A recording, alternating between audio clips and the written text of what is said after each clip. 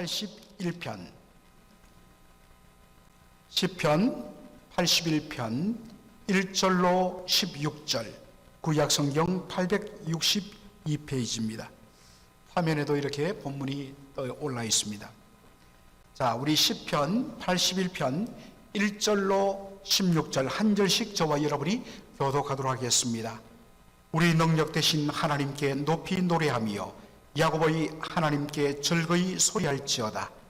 실을 읊으며 소고를 치고 아름다운 수금의 비파를 아우를지어다. 월삭과 월망과 우리의 절일에 나팔을 불지어다. 이는 이스라엘의 율례요 야곱의 하나님의 규례로다.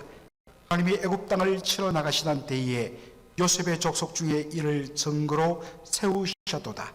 거기서 내가 알지 못하던 말씀을 들었나니 이르되 내가 그 어깨에서 짐을 벗기고 그 손에서 광주리를 놓게 하여도다.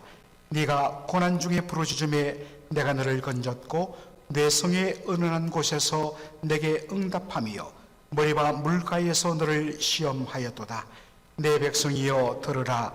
내가 내게 증거하리라. 이스라엘이여 내게 듣기를 원하노라. 너희 중에 다른 신을 두지 말며 이방 신에게 절하지 말지어다. 나는 너를 애굽 땅에서 인도하여 낸 여호와 내 하나님이 내 입을 넓게 열라 내가 채우리라 하였으나 내 백성이 내 소리를 듣지 아니하며 이스라엘이 나를 원치 아니하여도다. 그러므로 내가 그 마음에 강팍한 대로 버려두어 그 임의대로 행케 하여도다. 내 백성이 나를 청종하며 이스라엘이 내 도 행하기를 원하노라. 그리하면 내가 속히 저희 원수를 제어하며 내 손을 돌려 저희 대적을 치리니 여호와를 하나는 자는 저에게 복종하는 체할지라도 저희 시대는 영원히 계속하리라. 내가 또 밀의 아름다운 것으로 저희에게 먹이며 반석에서 나오는 꿀로 너를 만족케 하리라 하셨도다. 아멘. 오늘 저는 시편 81편 본문을 중심으로 해서 내가 채우리라, 내가 채우리라. 오늘 이 구절 중에서 바로 10절에 내 입을 넓게 열라, 내가 채우리라. 이 말씀에 대해서 여러분들은 아마도 여러분 들으셨을 것입니다. 오늘 이 본문을 통해서 이 특별한 이 구절 속에 담긴 주님의 바른 의도를 우리가 드러내고 점검하고 도전받고 은혜 받는 그러한 시간이 되기를 원합니다. 먼저 여러분 시편 81편은 언제 불려졌던 찬송일까 하고 우리가 한번 접근해 볼 필요가 있습니다. 배경을 알아야지 우리가 그 말씀의 의미를 더 한 걸음 들어갈 수 있기 때문입니다. 시편 81편은 어느 절기에 언제 불려졌을까 하는 것입니다. 그것을 알려주는 것이 시편 81편 3절의 말씀입니다. 월삭과 월망과 우리의 절일에 나팔을 불지어다. 여러분, 여기 월삭이란 것은 달월자의 바로 초하루 삭자입니다. 그러니까 영어로는 뉴문이죠. 초승달이 뜨는 바로 음력으로 매월 초하루, 그것을 한자로 월삭이라고 이야기합니다. 그러면 월망은 뭘까? 달월자의 바라볼 망자도 되지만 보름달 망자도 됩니다. 그러니까 우리가 보통 음력으로 15일이면 풀문, 달이 꽉 찬 둥근 보름달을 우리가 볼 수 있습니다. 바로 그것을 가리키는 한자 표현입니다. 월삭과 월망, 매월 초와 그리고 보름달, 그리고 우리의 절일, 절이란 것은 유대인들의 절기들, 예를 들어서 6월절과 이어지는 무교절, 오순절로도 불리는 7.7절, 그리고 모든 곡식을 창고해드리고 하나님 앞에 감사드리며 초막을 만들고 한 주간 지내는 초막절, 그런 절기. 그래서 어떤 분은 이것을 문자적으로 받아서 매월 초와 보름과 그리고 이스라엘의 절기 때에 나팔을 불며 하나님 앞에 찬송하는 바로 그때 쓰여지던 시편이다. 그렇게 하는 분도 있습니다만, 자, 여러분 영어 성경을 한번 보시면 우리가 특이점을 발견합니다. 여러분 12달 중에 매월 초가 12번 있습니다. 보름이 12번 있습니다.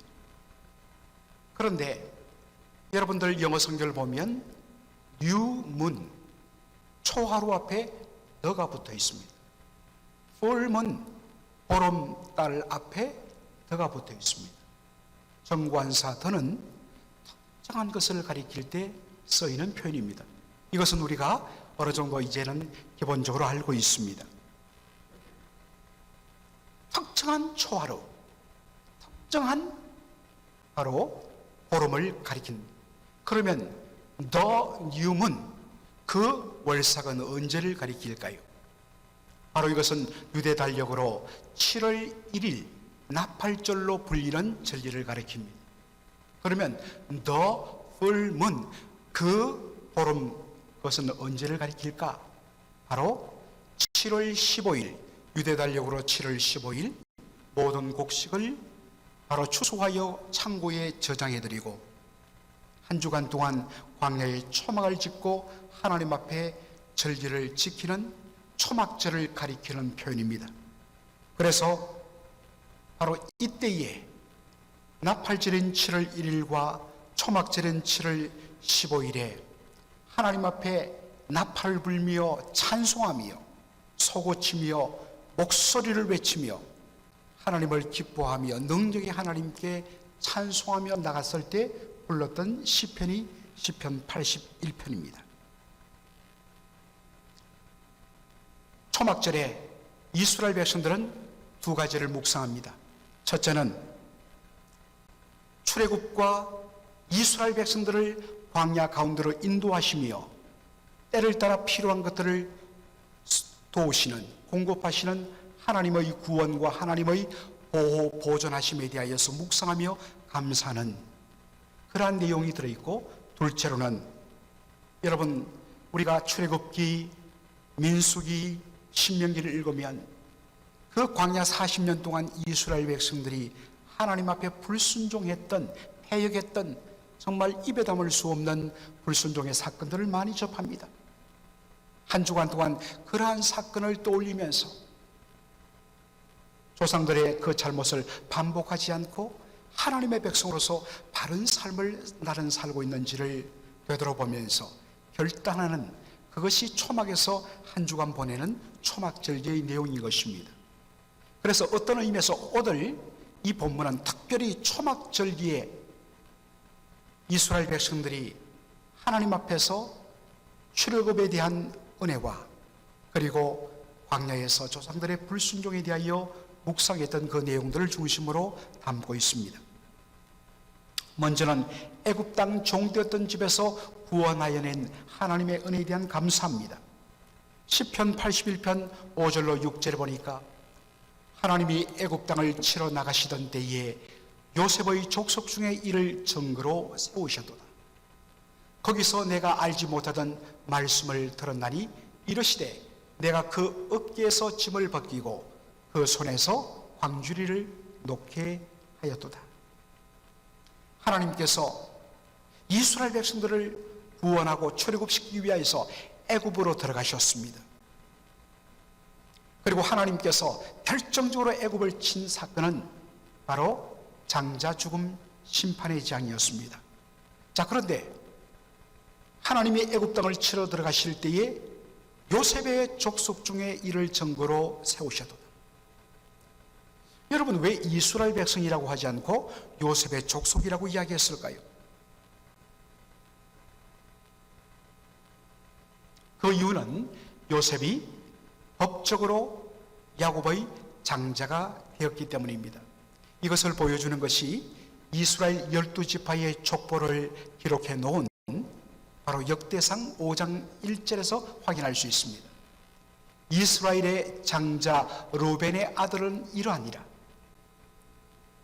원래 가장 먼저 태어난 아들은 르벤이었습니다.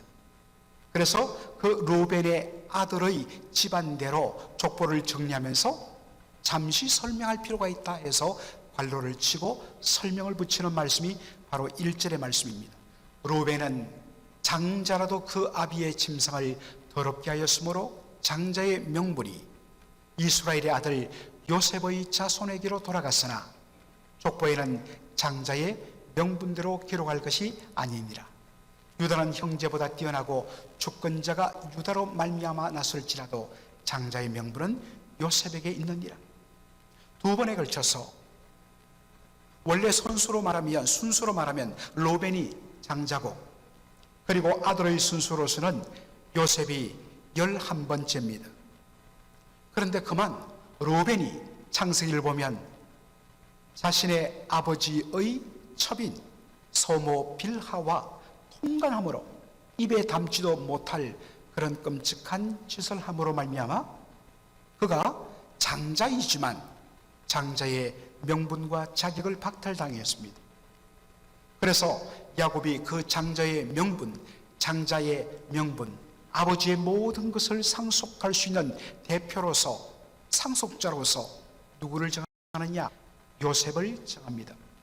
그래서 요셉의 족속이라 하면 여러분, 장자는 집안의 가문을 대표하는 사람 아니겠습니까? 그런 의미에서 요셉의 족속이란 것은 곧 이스라엘 백성들을 가리킨다는 것입니다.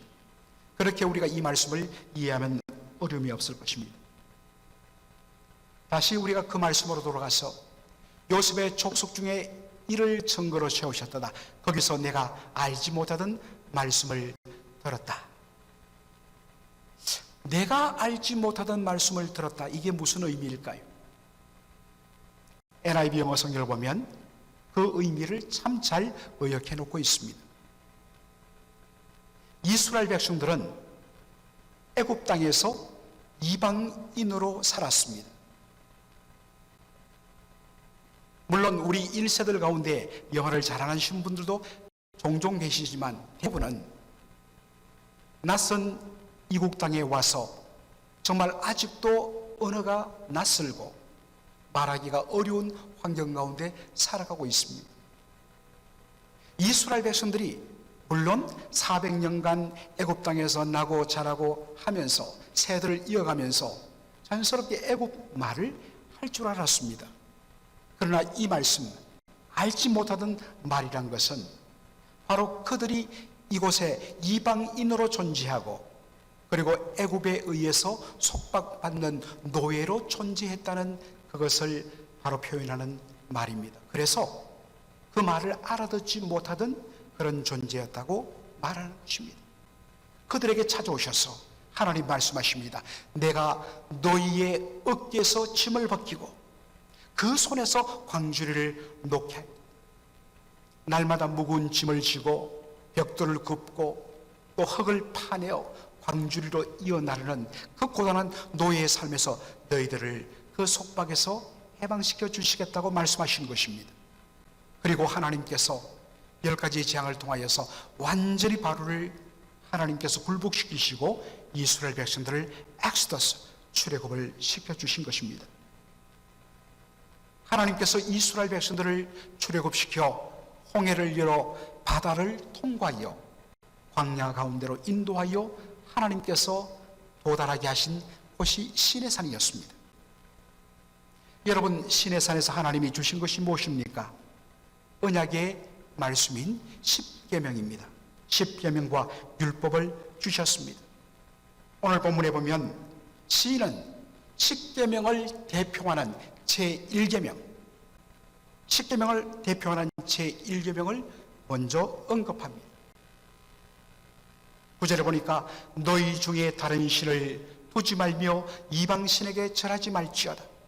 하나님께서 출애굽시킨 이스라엘 백성들에게 언약을 맺으면서 제일 먼저 요구한 것이 뭐냐? 너희 중에 다른 신을 두지 말라. 제가 이것을 여러 번 말씀드렸습니다만 좀 쉽게 말하면 너는 너와 나 사이에 다른 그 어떠한 신들도 두지 말라. 오직 너는 나만 사랑해야 된다. 이것이 제1계명의 요구입니다. 너희 중에 다른 신을 두지 말며 이방신에게 절하지 말라. 왜 그렇게 해야 되는가? 10절에 보면 나는 너를 애굽 땅에서 인도하여 낸 여호와 내 하나님이다. 사실 출애굽기 20장 10계명을 주실 때 보면 이것이 먼저 말되어집니다. 나는 너를 애굽 땅 종되었던 집에서 인도하여 낸 너의 하나님 여호와라. 그러기에 제1계명 너는 나 외에는 다른 신을 내게 두지 말지니라. 그런데 시편 저자는 이것을 순서를 바꿔서 오히려 강조합니다. 왜? 너희 가운데 이방신을 두지 말며 오직 나만 섬기게 되느냐? 왜냐하면 내가 너를 애굽 땅에서 인도하여 낸 여호와 너의 하나님이기 때문이다. 자, 그런데 이 말씀 끝에 내 입을 넓게 열라 내가 채우리라, 이 말씀이 나옵니다. 여러분, 이 말씀을 참 많이 목사님들의 설교 가운데 인용할 겁니다. 바로 이것이 시편 81편 10절에 나오는 말씀입니다. 여러분, 우리가 이 말씀 너는 내 입을 넓게 열라 내가 채우리라, 여러분 이 말씀을 언제 자주 그렇게 인용하던가요? 우리가 하나님을 신뢰하는 그 믿음의 크기에 비례하여서 우리가 받는 복도 거기에 따른다라는 것입니다.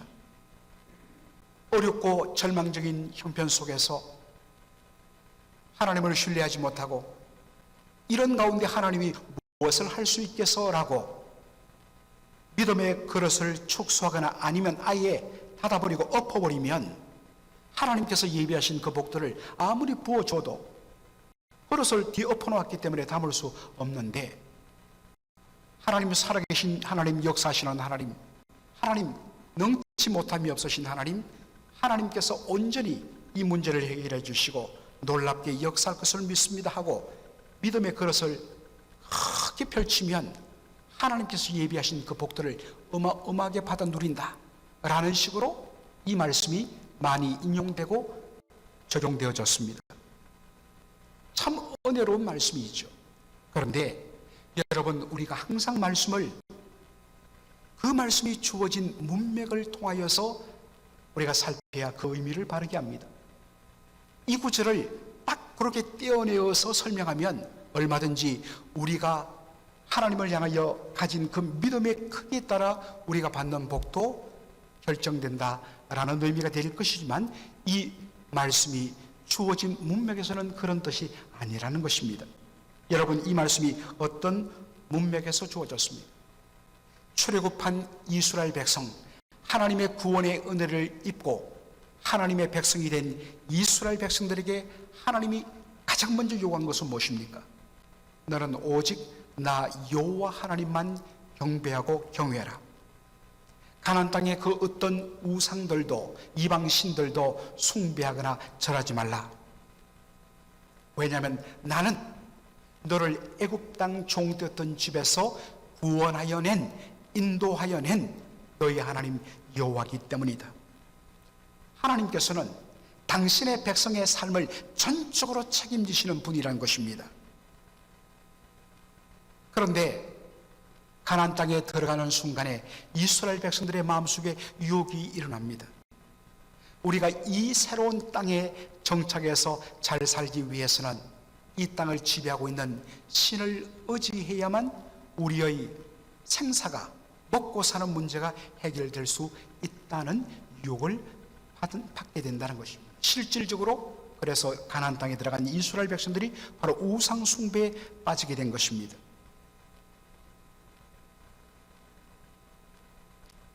우리를 죽음에서, 애굽 땅의 노예에서 건져내시고 그 능력으로 홍해를 가르시고 이곳까지 인도해 내신 하나님이라면 그분은 앞으로 나의 모든 삶도 전적으로 책임지실 하나님이다. 그러므로 저 신을 섬기면, 저 이방신을 섬기면 그 신으로 말미암아 내가 뭔가를 얻고 뭔가를 누릴 수 있을 것이라는 그러한 유혹들을 던져버리란 것입니다. 전적으로 우리의 삶을 책임지시는 하나님, 우리를 죄와 사망에서 건져주시고 살려내신 하나님, 그렇다면 그분은 반드시 우리의 앞으로의 삶도 책임질 것임에 오직 그분만을 신뢰하고 우리가 해야 할 것은 뭐냐? 하나님 한 분만을 경외하며 그분의 말씀을 따라 순종하는 삶을 사는 것, 그리하면 하나님께서 우리의 남은 모든 삶을 책임져 주신다 라는 의미에서 주어진 말씀이 뭐냐? 나는 너를 애굽 땅에서 인도하여 낸 내 하나님 여호와니 너는 너의 입을 넓게 열라 내가 채우리라 하신 말씀입니다. 신학적인 의미에서 적용하면 세상과 사탄은 우리를 유혹합니다. 그렇게 살면, 그렇게 법대로 다 지킬 것 지키고 정직하게 살면 어느 세월에 성공할 수 있겠고 밥이나 제대로 먹을 수 있겠어? 그럴 때 우리는 단호하게 선포해야 합니다. 하나님께서 나의 모든 것을 책임져 주실 것을 믿고 나는 오직 그분을 따라 그분과 동행하며 정직하게 행하며 하나님과 동거하는 삶을 살리라. 예수님께서 주신 말씀, 너희는 먼저 그의 나라와 그의 의를 구하라는 말씀과 일맥상통한 말씀입니다. 그리하면 너희가 구하지 아니하는 이방인들이 구하는 먹고 사는 부분들도 내가 다 책임지고 더해 주시리라.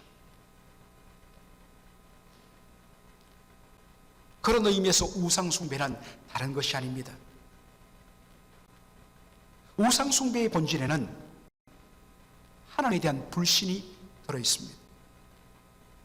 하나님은 내 영혼은 책임질지 몰라도 내 삶은, 내 인생의 모든 것은 그분이 책임질 수 없어. 그래서 이것은 내 힘으로 해야 되고 내 지혜를, 내 꾀를 이용해야 되고 그리고 세상의 모든 동원할 수 있는 것들을 다 동원해야만 나의 나머지를 채울 수 있어. 여러분, 이것이 우상숭배. 하나님 말씀하십니다. 나는 너를 애굽 땅 종되었던 집에서 인도하여 낸 너의 하나님 여호와다. 그러므로 너의 입을 넓게 열라 내가 채우리라 말씀하신 것입니다.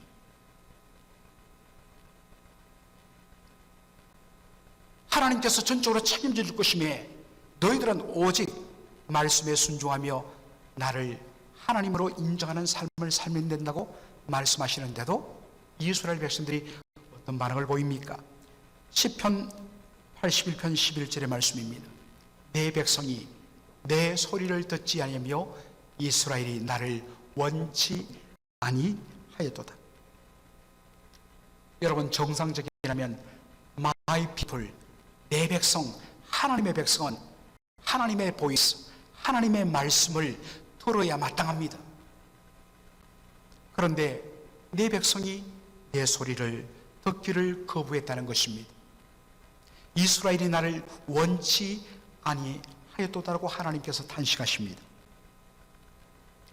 이스라엘이 나를 원치 않았다는 말을 영어 성경으로 보면 훨씬 더 의미가 강하게 들어옵니다. Not submit to me.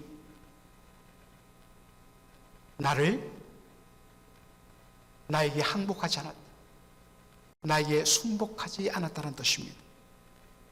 다시 말해서 여호와 하나님의 주권을 부정하고 하나님의 왕되심을 거부했다는 것입니다. 하나님의 주권을 거부하고 하나님의 왕되심을 인정하지 않으면 뭐가 됩니까? 내가 나의 왕이 됩니다. 그리고 모든 판단의 기준이 바로 내 자신이 되는 것입니다. 여러분, 사사시대의 모습을 압축하여 보여준 말씀이 무엇입니까? 사사기 21장 25절의 말씀, 그때에는 이스라엘의 왕이 없었으므로 사람들이 제 소견에 오른 대로, 각기 제 소견에 오른 대로 행하였더라. 그런데 여러분, 엄밀한 의미의 사사시대는 이스라엘 백성들이 광야를 거쳐 가나안 땅에 정착한 시작한 후 한 세대가 지난 후에 시작된 것이 아니라 이미 광야 시대부터 시작되었다는 것입니다. 혹시 사랑하는 성도 여러분, 하나님의 주권을 거부하고 그분의 왕되심을 인정치 않고 하나님이 뭘 하시든 나는 이렇게 생각하니까 이것이 옳아라고 여러분 살아가고 있습니까? 여러분은 지금 여전히 사사시대를 살고 있습니다. 이에 대하여 하나님께서 어떻게 심판하십니까? 12절 보시면 그러므로 내가 그 마음에 강팍한 대로 버려두어 그 임의대로 행케 하였도다라고 말씀합니다. 여러분, 우리가 생각하는 심판은 하나님께서 우리의 잘못에 대해서 정말 혹독하게 두들겨 패고 우리를 정말 완전히 부서뜨리는, 처절할 정도로 하나님께서 때리시는 것으로 우리는 생각하기 쉽습니다. 그러나 하나님의 생각은 우리와 다릅니다. 하나님의 가장 무서운 심판은 뭐냐? 그 강팍한 마음 그대로 내버려 두는 것입니다.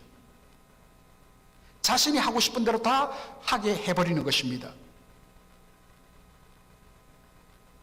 하나님께서 간섭하지 않고 내가 하고 싶은 대로 다 하는데도 어떠한 징계도 없습니다. 와, 신났다, 너무 행복하다. 과연 그럴까요? 잘못하고 있는데 하는 일들은 더 잘 돼요. 여러분, 사실 이것만큼 하나님의 백성에게 무서운 심판도 없습니다. 여러분, 부모는 그 사랑하는 자녀들에게 징계를 합니다.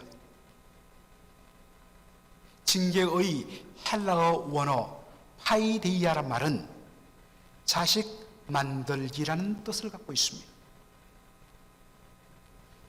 왜 부모가 자신의 사랑하는 자녀를 그렇게 징계하게 했습니까? 징계하는 부모의 마음이 얼마나 고통스러운지는 여러분들도 잘 아실 것입니다. 그럼에도 불구하고 하는 것은 뭡니까?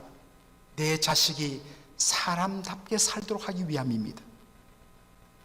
그런데 만일 자식에게 징계를 하지 않는다면 두 가지 중에 하나일 것입니다. 첫째는 자기 자식이 아니거나 아니면 자기 자식을 사랑하지 않거나입니다. 하나님은 사랑하는 자이기에 우리를 하나님의 자녀로 여기기에 우리를 향하여 징계하십니다. 세상 사람들, 하나님을 알지 못하는 사람들은 웬만큼 범죄도 하나님 내버려 두십니다. 그러나 어떤 목사님 표현에 의하면 하나님의 백성은 침만 한번 꼴깍 삼키고 눈알만 한번 잘못 굴려도 정말 하나님 호되게 징계하십니다. 하나님 왜 차별하십니까? 왜 저들은 잘되고 멀쩡한데 저는 눈알만 한번 돌려도 이렇게 혼내십니까? 하나님의 대답은 너는 내 자식이기 때문이다. 그런데 제일 무서운 심판은 그냥 그 강팍한 심령대로 한번 해봐라 내버려 두는 것입니다. 사랑하는 성도 여러분, 우리가 불순종하고 하나님을 향하여 마음이 딱딱하게 굳어진 채로 반대 방향으로 어긋나 살아가는데도 아무 문제 없어요? 할렐루야? 아니에요. 이것만큼 무서운 것 없습니다. 여러분의 삶을 살펴보십시오. 분명 강박한데도 아무런 문제 없다고요? 무서운 일입니다. 바로 그 순간 우리는 몸부림치며 하나님께 부르짖어야 합니다. 하나님이여, 저를 버리지 마옵소서. 저를 하나님의 자녀로 대우하여 주옵소서. 하나님, 저를 다루시옵소서. 그래서 다시 아버지의 길을 걸어가게 하여 주옵소서.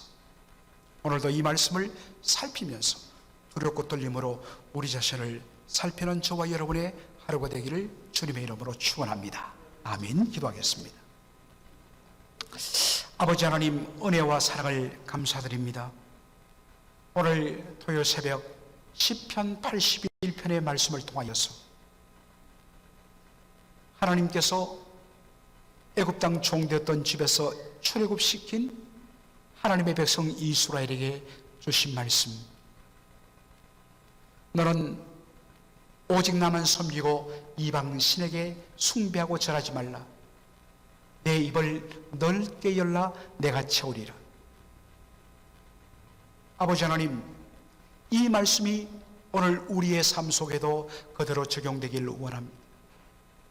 우리를 구원하시며 자녀 삼으신 하나님께서 우리의 삶을 책임져 주시며 온전히 붙잡아 승리케 하시는을 믿고서 다른 곳으로 눈을 돌리지 아니하고 오직 하나님을 바라보며 하나님의 백성에 합당한 삶을 살며 전적으로 채우시며 책임지실 하나님께 온전히 믿음으로 의지하는 저희들의 삶 될 수 있도록 저희들의 믿음을 주장하여 주시옵소서.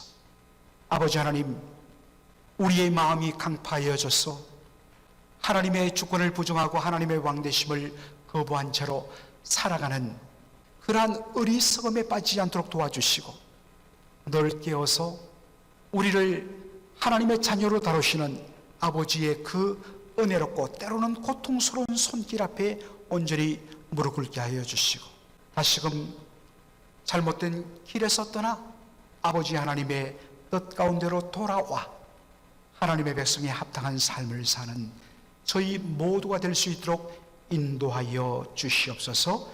예수님의 이름으로 기도하옵나이다. 아멘.